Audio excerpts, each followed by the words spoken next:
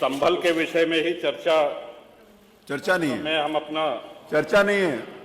राजा भैया भी कोई चर्चा स्वीकार नहीं कर रहे हैं मानव कि चर्चा कराई जाए या ना कराई जाए। ऐसे तथ्य जो ना आए हो कुछ बताना चाहते हैं। 5 मिनट 5 मिनट नहीं 2 मिनट कुछ तथ्य जो इस सदन में रखे गए, इसके बाद आपको उनको भी सूचना दी है। तो श्रीमान वो आपत्तिजनक है। कुछ बिंदु मैंने भी नोटिस है। इस सदन की कार्रवाई लाइव देखी जाती है, रिकॉर्ड रहता है। माननीय नवाब साहब हमारे बहुत अच्छे मित्र हैं, साथ में मंत्रिमंडल में भी रहे। पहली बात तो यह स्पष्ट हो जानी चाहिए कि जो सर्वे हो रहा है वो न्यायालय के आदेश पे हुआ है, और जितने लोग बोले हैं इन्होंने पत्थरबाजी का कोई जिक्र, कोई चर्चा नहीं की। अब हम एक चीज तो ये भी जानना चाहेंगे कि क्या पत्थरबाजी करने से न्यायालय का आदेश बदल जाता है? अगर न्यायालय ने किसी सर्वे का आदेश दिया तो उस आदेश को पलटने के लिए क्या तरीका है? उससे बड़ी अदालत में जाए कि सड़क पे खड़े होकर के पत्थर प्रशासन के ऊपर और पुलिस के ऊपर चला जाए। आज तक कभी प्रशासन का निर्णय, न्यायालय का निर्णय इससे बदला हो तो?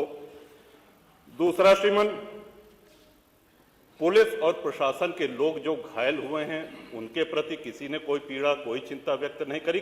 बहुत गंभीर मामला है ये। ठीक उसी तरह है जैसे बहराइच में 22 साल का एक नौजवान राम गोपाल मिश्र, 4 महीने पहले शादी हुई थी, उसकी हत्या कर दी गई। इतनी निर्मम हत्या करी गई, इतनी गोलियां शरीर में मारी गई, हाथ के नाखून भी निकाल लिए गए।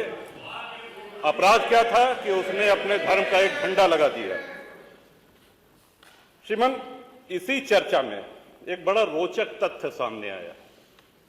माननीय नवाब साहब ने कहा कि कुंदरकी में लूट हुई है, लूट करके, वोट लूट करके ये विधायक बन गए हैं। वरना कुंदरकी में 65% मुसलमान हैं, 35% हिंदू हैं, तो रामवीर सिंह कैसे जीत जाता? ये कार्रवाई में है हमारा।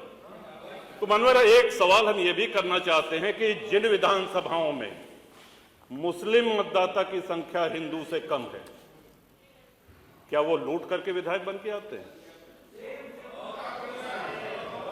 या क्या हिंदू बाहुल्य जो विधानसभाएं हैं वो मुसलमान को वोट नहीं देती? इस हिसाब से तो यही लगता है कि सबसे बड़ा आश्चर्य धरती का यही हो गया कि जब 65% मुस्लिम है तो हिंदू कैसे जीत गया? आज पहला दिन है इन लोगों का सदन में। हमने अनुरोध किया था जो नए सदस्य जीत के आए हैं कम से कम परिचय करा दें, हम लोग भी पहचान लें। हमारा कोई परिचय नहीं है रामवीर जी से, लेकिन वो निर्वाचित सदस्य हो चुके हैं, सदन के सम्मानित सदस्य हैं। उनका इस तरह से अपमान करना, उनको लुटेरा कहना, ये तो आपत्तिजनक है। और सर्वे हम बोल रहे तो आप बोले बोले।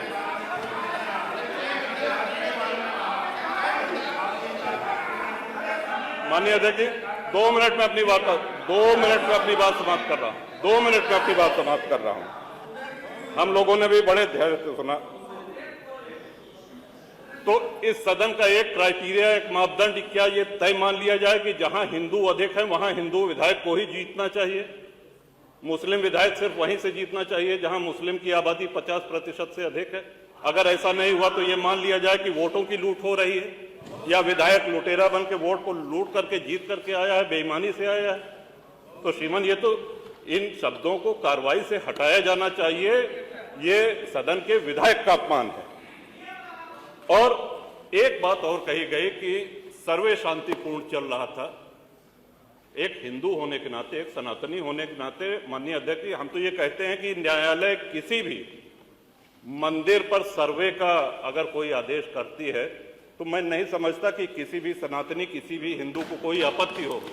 हमने किसी के धर्मस्थल तोड़ के अपने धर्मस्थल नहीं बनाए। करें जहां करना हो सर्वे करें। हम कभी गुम्मा अद्धा नहीं चलाएंगे, हम पत्थरबाजी, हम न्यायालय के निर्णय का सम्मान करेंगे। तो शासन का काम, प्रशासन का काम तो न्यायालय के निर्णय को लागू कराना होता है। तो इसलिए माननीय अध्यक्ष जी, इस पे चर्चा कराई जाए। चर्चा में भाग लेने की इच्छा इधर भी है, बहुत से लोगों की है, और चर्चा कराई जाएगी तो बहुत सी सच्चाइयां सामने आएंगी। बहुत नमस्कार, मैं हूं मानक गुप्ता। अगर आपको हमारा ये वीडियो पसंद आया हो तो इसे लाइक और शेयर जरूर करें, और हां, हमें सब्सक्राइब और फॉलो करना ना भूलें ताकि आप देश और दुनिया की कोई खबर मिस ना करें। तो जुड़े रहिए हमारे साथ और देखते रहिए News 24।